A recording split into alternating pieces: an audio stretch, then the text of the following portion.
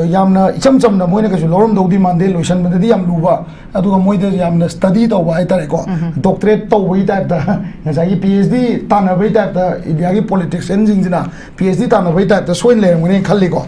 ani su da ahum su da aina thamjani je masigi akoi chief secretary se hosi Anouba lai se ngasai gi appointment committee cabinet ki appointment committee se prime minister na chair to ba sugum committee sina ko Department of Personnel and Training DOPT hai je si jine na inter cadre deputation gi ayaba se piraba matung da ma se appoint to re ne ba aduna aine sum khan ma da ko ai wa khan ni ko ma se India gi home minister ne prime minister ne moi me am tanaraga something big is about to happen mamdi manipur le chief secretary se National Commission for Scheduled Tribe ta zakrim ni akoi me am gi demand ma leri scheduled tribe cookie any cookie scheduled tribe list of two demand lady adagi moi separate administration demand lady adagi tribal ki hakmat pane have demand lady handati kangpo bidara chosan pudara ama lamma lairam drena to pata kanogi akoi sida relief camp dala aba ichina magi magi lam lairam drain to moine MLR LR to court to salaganda MLR LR ki matung ina kangpo bi hill district ni na masida lam leibi ade na bo palei du ne ba du si ma'am je koina nga ki wakhan da na to ko phajana recall to raga masi ma'am je khangmam change ko aduna kanogi Arunachal Goa kano Mizoram aduga Union Territory hai Arunachal Goa Mizoram and Union Territory cadre dagi masigi kano sina Department of Personnel and Training DOPT sina permission piraga Prime Minister na yaraga rules e bypass to raga mangon de relax to ra thari ne ko aduna icham cham poti oi roi ba koina yamna kupna masi study to gi tangai fa do ji su yam chang leri to go do any chief secretary la ko na akoina su do do demand am leri ba koina lambi yum changal lu no mai kapal kanu khol kan administration si akoi Manipur gi ne ba Manipur administration gi manung da sugumba kano community divisive oi ba transfer to ba community sing khai do gi ba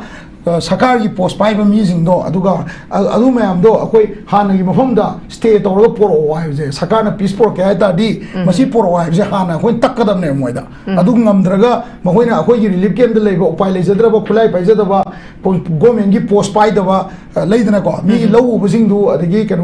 kano su adugumba mayam do bu moina halanani na pangai jin je government masabo hanjan na bangam dri ge ko su ma je to bi gu no ai je si ai ma je ni so Oza Shanta da lakjage Oza Shanta Nahakpham rom da ekoina hozik ID chief secretary mana ma kisi hari ba ko gi administration da ma advisor woni aduma pu haidi akoi gi si article 356 hozik president rule leire masida akoi gi ang oza ngaman sudum thambiri habadi akoigi lairi basida akoigi Manipur kader nataba well even hari akoigi hoji Ajay Kumar Balasi Kashmir da di hero ne hai ni Manipur da yoraga zero ne na hari ni sigi matang da akoigi chief secretary si conflict sigi manung sida hari ba koi date 16 da silli basigi har ahum lak su bane masida Oza Shanta gi mot di ID mahaki responsibility se chawda basunate duga akoina pura haiba mama la kanda pura awon bama phangani habagi thajaba dumaksu thamba yadaba adumapu Manipur gi history mun khangdaba Manipur gi kadar oidaba sina maram or kanda mo conflict sisu loidaba nina Oza Shanta gi point of view tadi kari kamaina khanbi kari kamain thambe chief secretary haiba nupaze maze state ki administrative head ne boko state ki administrative hode akoi sida leiba Vinit Joshi dagi horamaga ai tane ne ko Vinit Joshi dagi horamaga every chief secretary se loiba fail ne akoi fail ne aba atadi ngasai gi mayam na budi habiri ko magi ngasai ge ni moina wasam ba kholam ba tawbangam gi da ba khot ke da ba situation nangam da ne ai tar su praja gi da ma maduri situation du nangam han da ne ai tar su moina tawba ya ba Lebak sibu nungsidana moina IS ki wari loi to thoga na Tripura Manipur kedar adagi kano kedar Assam kedar adu kedar ada kedar Arunachal Goa Mizoram UT kedar ka loi to ga na ko kamai to ga na chief secretary sida khoi ne expect to je miyam gi wai ne expect to budi khoi bu yum da lanjalan ba kot ba adagi administrative setup adu da moi admai loi yeng ye ko ai de ma yeng de ai opinion de ko chief secretary na khoi fast to ba ya ba as an administrative officer chief of all the administrative officer administration gi manung da leba deadlock si mana thugai gadam ne ana khoi mi lambi da chappa yani yaro yum mong jan ni thong jani adu chakane loi to gana han bada home department jina manipur police ki manung da leba division of community si thugai gadam ne masi thugai gana cookie sing som chakhiba transfer thagiba som da maitei porakhiba CO sing hawaldar sing zamandar sing then jawan sing moi se mix up toksan kadam ne hana state ki administration manung da admaina mix up handa ki chief secretary si mamangale ba PK sing je mawon ne yaning do ma ha ke ba every time administration je transfer pak tau do tawe mana paisa chai ra kai to gyam ta de ko ngale SDO mu transfer tawni ngale DC mu transfer tawni ngale ga director ma'am transfer maram kai no ba transfer tawgi what is the reason for all this transfer kai maram nova moi transfer to gana kai do bai no mai tai am da susampur da thate ka pu bi da thate adagi kai do wi kuki am da imphal da thate karai de no moina manipur gi akhoi gi victim oira ba mi gi relief camp gi mi du khatang hanjan ba yani hai je kamai no ba government gi accountant general gi department si da AG department si da tribal masa mai tai masa am thak to me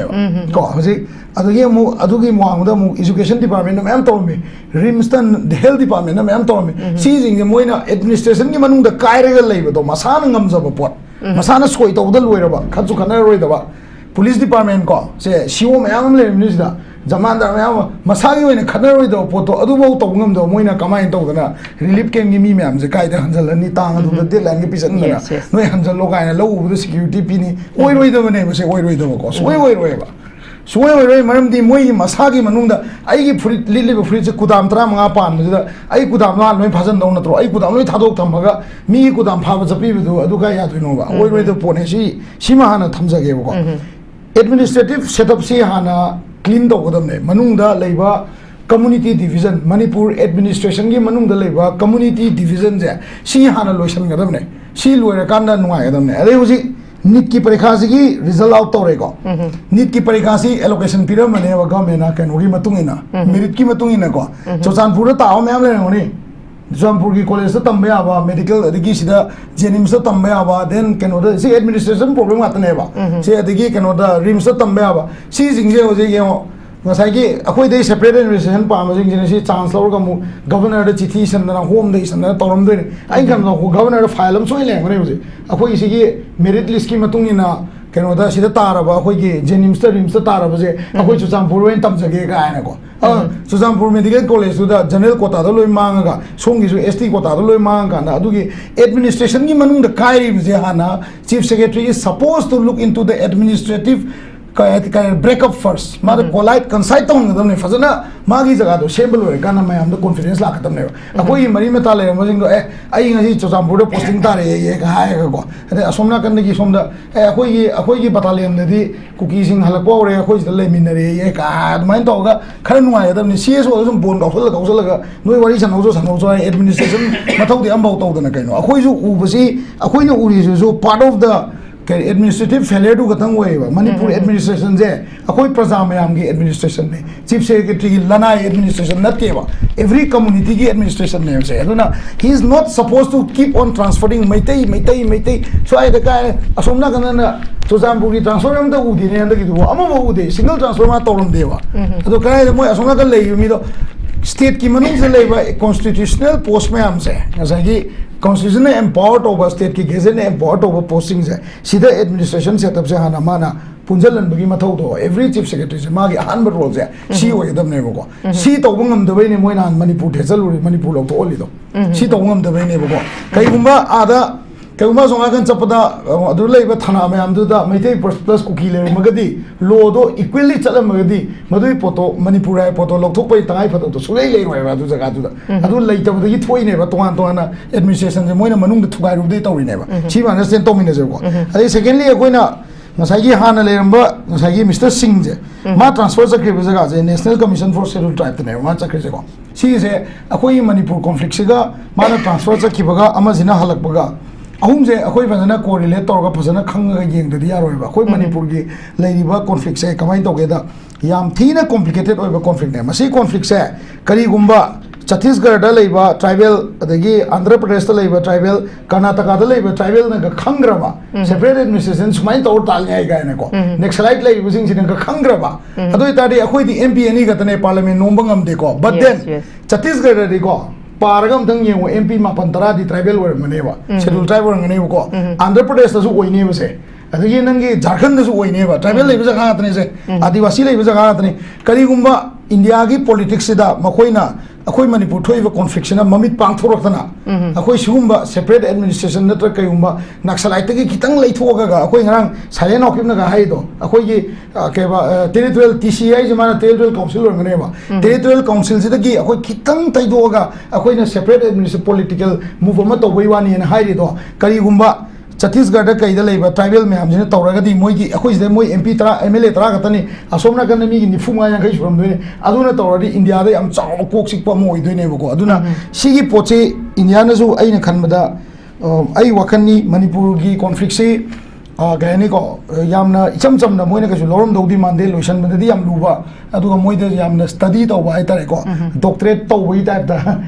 PhD तानबई type India की politician PhD तानबई type सोइन लेरमगने खल्लीको अनीसूबद अहुमसूबद अगर थमजनीसे अखोई चीफ सेक्रेटरी से हूँ अनौब लाइसे अपॉइंटमेंट कमिटी कैबिनेट की अपॉइंटमेंट कमिटी से प्राइम मिनिस्टर ने चेयर तौबा सुगुम्बा कमिटी सिना को department of personnel and training DoPT है इंटर कैडर डिप्यूटेशन की अयाब से पीरब मासे अपॉइंट तौरनेबा अने सूम खनबदको वखनी मजे इंडिया की होम मिनिस्टर ने प्राइम मिनिस्टर ने मोई मैम तानरगा something big is about to happen मरमदी मणिपुर लेरब चीफ सेक्रेटरी से national commission for schedule tribe चक्रीबनी अखोई मैम की डिमांड लेरी शेड्यूल ट्राइब कहोसे कुकी एनी कुकी से शेड्यूल ट्राइब लिस्ट लौथो डिमांड लेरी मोई सेपरेट एडमिनिस्ट्रेशन डिमांड लेरी ट्राइबल की हक मतपने है डिमांड लेरी हंदती कांगपोपीदर चुरचानपुर लम लेरमद्रेन तब पता कहोगी अखोई रिलीफ कैम्प लाब इचिनाव मागी लम लेरमद्रेन तब मोइन एमएलआर तो कोट तौसलगाना एमएलआर एलआर की कांगपोपी से हिल डिस्ट्रिक्टना लम लेब यादेना पल्लेब सी मैम से अखोना की वाखंड नतबको फजन रिकॉल तौर मैम से खंगम चंगेबको कहोगी अरुणाचल गोवा मिजोराम यूनियन टेरिटरी है Arunachal Goa Mizoram and union territory कैडरगी कहोना department of personnel and training DoPT permission पीरगा प्राइम मिनिस्टर ने यारगा रूल से बाईपास तौर मंगोंद रिलैक्स तौर थारेनेबको इचम चम पोटी अखोना यामना कुपना स्टडी तौबी तंगाइफदबदो हूँ याम चाउ लेरी तौबदबु एनी चीफ सेक्रेटरी लापना अखोना सुतौ तौदब डिमांड लेरीब अखोना लंबी यूम चंगलू नोमै काफलकनु खोलकनु एडमिनिस्ट्रेशन से अखोई मणिपुर की मणिपुर एडमिनिस्ट्रेशन की मनुंगदा सुगुम्बा कम्युनिटी डिविसिव होइबा ट्रांसफर तौबा कम्युनिटी सिंग खाइदोकिबा सरकार की पोस्ट पाइब मीजिंगदो मैमदो अखोई हाना की मफमदा स्टे तौर पोरो है सरकार ने पीस पोरके है मसी पोरो है हाना अखोई तक्कदबने मोइदा ngमद्रगा मखोइना अखोई रिलीफ कैम्प लेब उपाय लेजद्रब खुलाई पाइजदब गवर्नमेंट की पोस्ट पाइदब लेदनको मी लौबसिंगदु अदगी कनोगी कनोसु अदुगुम्बा मयामदुबु मोइना हल्लनले पाय हाइजनमजे गवर्नमेंट मसाबो हंजनब ngमद्रिगैदको सुमजे तौबिगुनु हाइबजे सी आई माइजेदि सुमाइन थमजगे okay thank you very much जसंता यामरिक चुम्बा वरल थामिरी लाक्चगे जसंता हजिक लेबसिदा खोगी मेन इशू हम ओरकदबसे खोगी सेंसस की मतंग सिसुको सेंसस सी अखोई 2026 की अप्रैल दगी हौरकांदा अखोई तांकक अनि थोकना तौनी हाइरी सेंसस से लोरकांदा खोई डिलिमिटेशन जी लाखपदने बसी वा मु यामकदुइजे सी मतंग सिसु हजुक फौबदा होय ngarang nahan अखोई पाउचे की हेडलाइंस दगा उई हाबदी हाइदो पांथोकदोरिबा सेंसस सी मसीद प्रेशर पीबी होरगा सेंसस सी पांथोकतना हाबदी इलीगल इमिग्रेंट इन्फ्लक्शन जे खंदोकतना सेंसस तौगिबा हाबसिसु ओजासांता सिमसु लाइरिबा खोगी हजिकी कॉन्फ्लिक्ट सी लोइद्रिनागी चरकसिदा सेंसस तौसनगिबा हाबसि सी दसु खोई डिलिमिटेशन तौबद पुरा अचौबा इशू म लाकदोइनेबा सी मतंगददि ओजासांतागी मोचे करी कमाइन थमिनी आई वखनदे आई हाइजेदुनेको chief minister sorry chief secretary की मागी एडमिनिस्ट्रेटिव पावर से माना दिल्ली की कहनी के अयुक्पा टेम डॉग हाइतरे हुई अयुक्पा लेदरको अदुगे आइना हाइजे वाहिदि याम फजरमदबदि याइको अदु कोइसददि अदु स्टाइल ने लेजे दि पेट मा हाइतरे पेट कोई अयुक्पा अदै ट्रेनिंग धारागा नंग सी तौगा हाइ कोइ टाइप तको अदुमाइना हायकपा अदुमाइन चटखिबई मोंगदा लागदी मदु थबक अमदा तौंगमोय होजि कगाना हाइबो पोचिंग दुदी एसडीओ एसडीसी बा लोय तौगदा थबक गतने हजि सिफाई लेना लेना लौ उबदा नोमै कापसले हाइजे असोमना कंदा लेबा एसडीसी दुना एसडीओ ना माना कइदो लम थुगाइबदा लम ककपंगमदा लम हेंजनबदा एसडीओ ना चिठी इरगा नोटिस थारगा पुलिस थारगा लम ककपंगमगा कइदोबगे लौ उबमदा नोमै काप चंगकपंगमदो एसडीसी एसडीओ ना करिगी चिठी इरगा 144 चलाइबा कइदोबो याद्रिदो डीसी ना कइदोबो ngमोइदोइनोबा लोइना ngम पोट ना तने मोइ लोइ ngमे तौदोबै वानेबा लाइक बिकॉज मोइजे ai ngai jeo tambiraga tharakpa ngai tambiraga tharakpa akoi gi pet amagi type to leire moi phibam je hujik ko aduna akoi di tolo pangai yare aji lam ka iba mayam jida ngangari ba wang hang do yone akoi di khang de governor ri order ni ga thoi ta hajen mane governor bu chalo lambi kau so order piram mo governor na ham de jidi ising chaukalak na ba traffic ease to na ba लेदना अदगी parking centre centralise तौना मफम चान तौबा सुमाय लोय हारिम दोने मोय मचिन दुना अखोय स्वाइदि याम उसितना गांगी दो एसडीसी एसडीनो एसडीओ इन गांगी बा तौबि मयाम दुबो अदुगी नियम दो कैदोबगी कांपोबी दिसिना असिगी सामना हाबदा केनोइदा ओजि नोमै कापस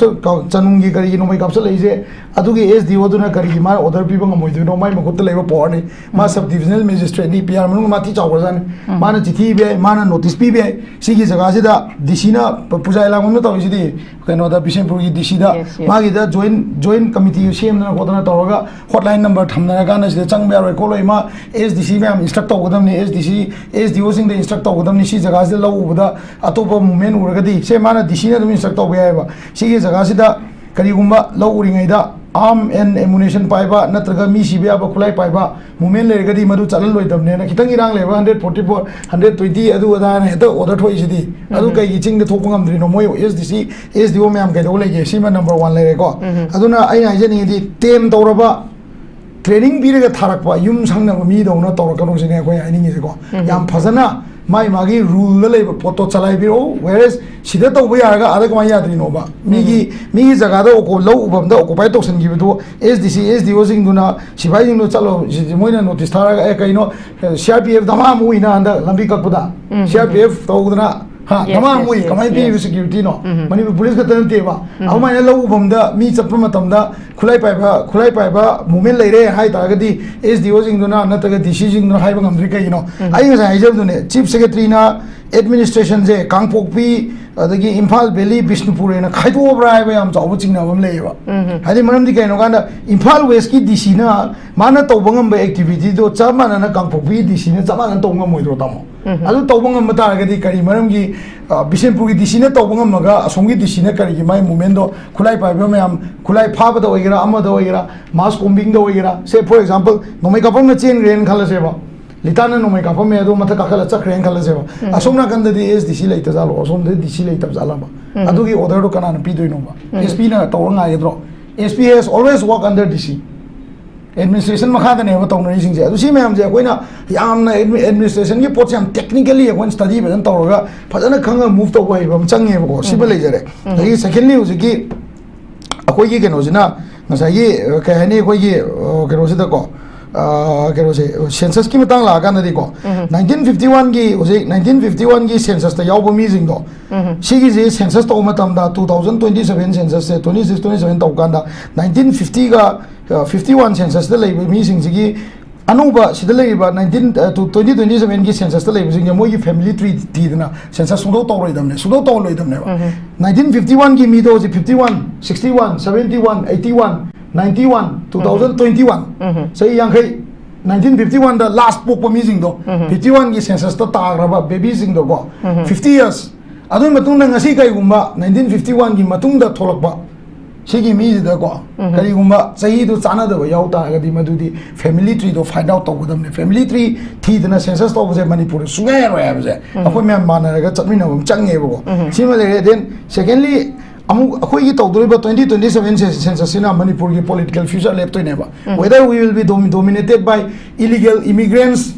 ना ट्राइबल कार्ड सानबा कांगबुदुना अखोयबु डोमिनेट तौरगा चटकदरा पॉलिटिकल डोमिनेशन जे नत्रगा इंडिजिनस पीपल मसेन की यानाबदा अखोय पॉलिटिकल मूव चकदरा हाबजे 2027 की सेंसस ना लेप्तोइने अदुना 1990 दा 1951 की मतुंगदा खुंदारकबा अनोबा खुनसिंग जे सिगी खुलाकपसिंग मरुआइना कुकी की कांगबुजे सिदी अखोइना यामद्रबदा मोई कांगू से फैमिली ट्री थीदना अनोबा खुन तारकपसिंगजे 1951 की मतुंग तारक खुनजिंगजे लोइनमक सरकार वेरीफाई तौबम चंगेबा सिगी पोची ममांग की गवर्नमेंट ना 1990 की मतुंग खुन तारकपसिंगदो अनोबा खुन लाकपसिंगदो मोइना वेरीफाई तौ अदु खुन कैंसिल तौ हाइबगी पोट लेग्राउनेबा सिगी परफेक्ट एग्जांपल अबु लितान लेबा कुकी खुनजे नान आरटीआई तौरुगांदा मागी ममिंग के का देगी गवर्नमेंट की कनो द यावमदेना थोलेदुने बो अदना अखोइना मसिदा तौबे याबसी सेंसस की मतंग जे 1951 की मतुंगदा 51 दा पोको मिजिंग दुमा येंबे यारे अदुगा 19 कनोदा से 50 की 51 की ममांग दा पोको जिंग दुमा 50 40 दा कई दा पोको जिंग दुमा कयाम हिंगी मागी सेंसस तो दुम खंगनी अदुमा येंबे यारे 1980 1951 की मतुंगदा तारकप खुनजिंग सिमा मागी फैमिली ट्री थी तो तंगाई फद्रे मसी की पोचे सरकार ना पैसा कायथोकांदा सरकार की एडमिनिस्ट्रेशन ना तौजगदब थबकनेबा सेंसस साइड पोच सिदी जस्ट लागा मिकोक थीरमगा चखिदोरिमने मादी ममांगदा अखोइ के इप्साना तौर केस तौबले माउ मराम पुरुल पोमता अदगी टेक्नोपल मोरे एरिया से सीधा कनो मोंग मरिन चादना मिसिंग हेंग मिकोक ती हेंगलपगी डिलिमिटेशन तौगे हाय मतमदा आई रेटिना अदगी बायोमेट्रिक स्कैन तौरगा सेंसस तौबया त कनो डिलिमिटेशन तौबया रोयना कोइ हाय गिबले अदगी अमना ममांगी चीफ सेक्रेटरी ना होम ना थोपीबा चे अमदा कमाइना इगेगा ना मोइना नसागी होम सेक्रेटरी यौरगदी फिजिकली प्रेजेंट होइदा तारगदी आधार कार्ड नंबर यारोइगा हाइबसे अदुगी कछु थोदो दगा लेते आधार कार्ड पु माना हायरा तौदरो आधार कार्ड आइजेजु मागी ngसाई अखोइना होजे आधार नंबर चपदा हानबा आधार नंबर कांदा आइगी मिंगसे आई आधार नंबर होदना जेमोल चप मतमदा वोटर लिस्ट तो फाक्तो कांदा आइगी पेरेंट्स ना आई ममिंग से वोटर हापम दबरा वोटर याव कांदा आधार नंबर अदुना वोटर दो फाक्तो कांदा 1951 दुगा कोई का मैच तौना बम चंगेबा सिनेबा मयामना बेजेर ना हाइनरिजे अखोइना 1961 होय जाय बानी गवर्नमेंट ना 1951 ओंथोममने मोइना रेकॉर्ड लेबा 1951 दगी तौसेन हाइबो ओरमनेबा अदुबु नसाई एनी सेंसस तौरपा मतमदा 1951 की सेंसस बुक से फाक्तोगा मधुगी मखा ताबा मचा मसु सिंगदो होजिक पोइबा होजिक लेरिबा आइगी चही सुरबा आइगी इनाव ओरिबा अदगी आइगी मखागी इनाव मयाम से सिगी ममा मपा सिंगी फैमिली ट्री आइजु माइने आइजु आइगी चारोन सुरुन मरी बौदी आई पा कनानो आई बबाई मपा कनानो माई मपा कनानो मरी बौदी आई ममिंग आइ ngam me ma kara ho ko moi ju ngam gadam ne adugi family tree do putok ngam da ta di madu illegal immigrant lo gadam ne whether it be maitai whether it be pangan whether it be kuki whether it be naga anybody family tree putok ngam da do family tree putok pai na ta maming ga chana bana ta ba hoji main oina moi gi keno da any kuki gambu ha se ko kuki na ta ba any kuki gambu da moi na tawre isi maming ga chana bu jing do pangjang na changjal laga moi le kai ni mai makhura ne aduna khun pangsa sa jan mane ba wari bo ko adu tawba ma changi adu ga census tawda yam chawba hurdle oi doi se ai wa khan di Article 371 C da piriba sa yi hill area committee gi empower to ba maranga hansu hanagi ex minister na puthomba sa gi if garoje or an off key problems sa gi khun gi ning thosi hill area committee ne appoint to ya natraga magi sa gi hierarchy na ta ba khoi gi keno se hereditary keno se ma ka yeng ba ya ha ba poto adu gi ani du mandi khara problem oi da na kal le aduna khoi CSO mayam dagi कनोगी अखोई लेरिबा इचिनाउ सिंग then administration की मियोई सिंग ना मसी ma'am से फजना consider तोगा chief secretary सिदा कोई ना फजना push तोगा ना को census खर नियम जुम ना तवंदरगदी मसी ना कोई पॉलिटिकल फ्यूचर लेप तोइनी ना इधर अखोई से इंडिजिनस पीपल मसेन लेमिनबदा रूल तो होगद्रा नत्रगा मिटोप ना कोई बु खुदुम चनगिद्रा है पोतो हंद की 2026 27 सेंसस लेप तोइनी ना इस मान तम okay thank you very much या मरिक चुंबोरो थंबिरी